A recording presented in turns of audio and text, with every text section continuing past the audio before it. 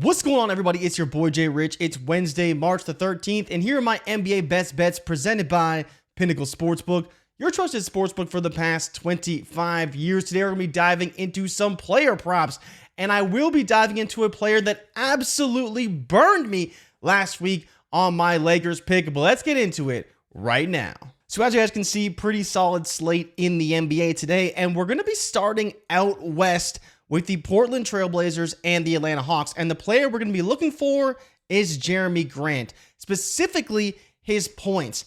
I think this is a phenomenal spot for Grant. Honestly, you look at pretty much every metric across the board, Grant looks phenomenal today playing against the Hawks. I've talked about the Hawks on some of the spread pick shows. They have been terrible against the spread. They've been pretty terrible in general, but in particular, they're really, really bad against power forwards, and that's why Jerami Grant is in a great spot tonight. The Hawks allow the third most points in the NBA to power forwards, and Grant has scored 20 or more points in 5 of his last 7 games against the Hawks, and the last one he didn't, but it was a very poor shooting performance that was a bit of an outlier. Grant has been in and out of the lineup recently, so we are getting a slightly better number than we might otherwise. And last but not least, Grant has scored 20 or more points in 31 contests this season. So at 18.5, even at minus 120, I think this is a great number. I think the minutes will be there. He played 35 minutes in his last game, coming back after missing a few. So I think this is a phenomenal spot for Jerami Grant, and it is number 1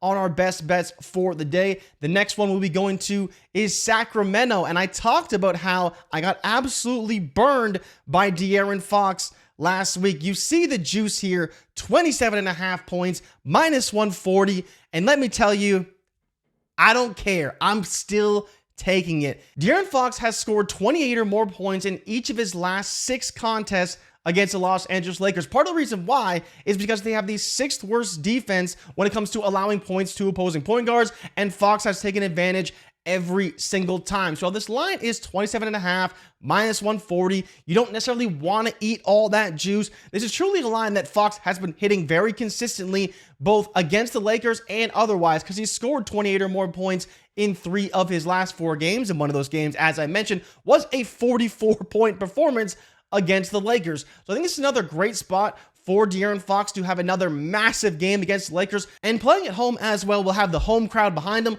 Last time he had to get it done on the road. Playing at home today, really love De'Aaron Fox. I know not everyone will be thrilled with the minus 140, but if it does go to 28.5, again, I still like it. He's been routinely cooking the Lakers for 30 plus points, and as I mentioned, has gone over 28 or more in his last 6 contests against the Lakers. So while the juice does seem expensive, it is a great line to take overall. So let's get into our last best bet. We are going to be going to Denver, and this is not one that I thought I'd be taking when I looked at it today, but Jamal Murray looking at his under 21.5 points. And I know if you've been looking at Jamal Murray recently, he has been on fire, absolutely cooking. But the main reason why I'm looking at Jamal Murray here is because he's playing against the Miami Heat. Miami, for whatever reason, has really given him trouble, and he hasn't scored more than 21 points in each of his last 6 games against Miami. And so you look at how Denver's going to succeed. Yes, there will be a lot of Jokic. I think this is a great matchup for Aaron Gordon.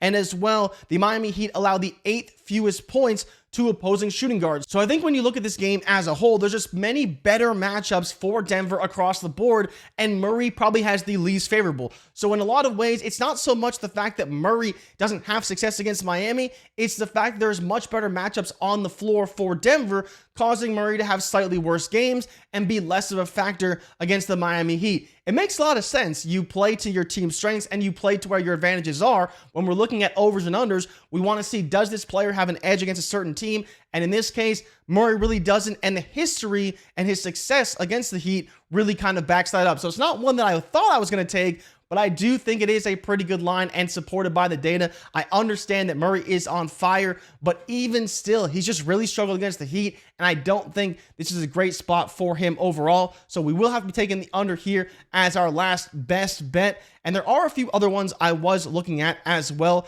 One of the ones that I almost put in the best bets was looking at Donovan Mitchell, because his points, rebounds, and assists at 35.5.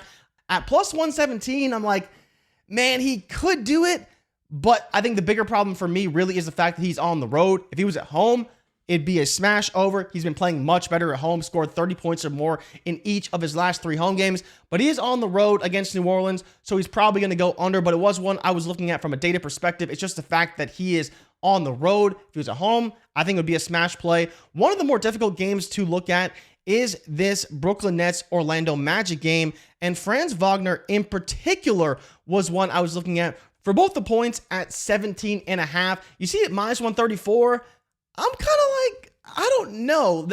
The biggest problem when you look at the Orlando Magic is just everybody gets involved. In every game, it's kind of different. You're not really sure who's going to be getting the ball and making the shots game after game. And so you see this at minus 134. If you want to be bold and take the under, I don't necessarily hate the play. The data definitely does skew towards the over. The matchup is great for Wagner tonight, but Orlando has been extremely difficult to predict from a props perspective because they just do things differently every single night. So while Wagner definitely could go over tonight, it's just difficult to project with how inconsistent he's been overall. And last but not least, there was one other one I was looking at. So it was Dejounte Murray in an under for his points, rebounds, and assists. This number at 41.5 just seems a little bit too high to me. So when I'm looking at all of these lines, yes, of course, he could absolutely cook Portland for 40 points. But what he's been doing recently and the form, even with Trae Young out, I just think this number is a little bit high. So I'd be putting it more towards the under.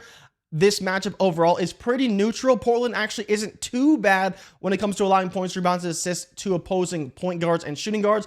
So it's not terrible from a matchup perspective, but overall, it's not a fire matchup either to where you want to be firing up Dejounte Murray and taking all of his overs. And that's why this data is slightly skewed to the under because it is a pretty high number. So that's it for me. 3 of our best bets. We are going to be taking the over on Jerami Grant at 18.5 points. We're also taking the over on De'Aaron Fox at 27.5 points and the under for Jamal Murray at 21.5 points. You can follow me on Twitter or X at your boy Jay Rich, and make sure you're following Pinnacle across all of our socials.